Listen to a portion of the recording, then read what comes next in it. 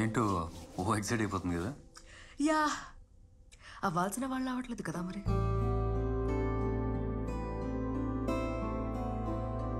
Sorry, మీరేదో మాట్లాడాలన్నారు. Yeah, Mallikarjun గురించి.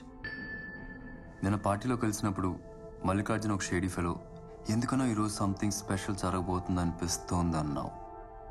ఎందుకు? నేను నా నావెల్ రీసెర్చ్ కోసం ప్రసాద్ని ఒక కాఫీ షాప్లో కలవడానికి వెళ్ళాను.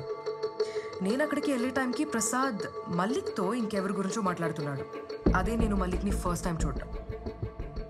ఆ తర్వాత ఎప్పుడో ప్రసాద్ని అడిగితే ఎవరో గుండా మేడం కబ్జా గొడవ, మల్లిక్ సార్ని నన్ను చంపుతానని బెదిరించాడు, ఇవన్నీ మాకు మామూలే అన్నాడు. పేరేంటని అడిగాను, విక్కీ అన్నాడు.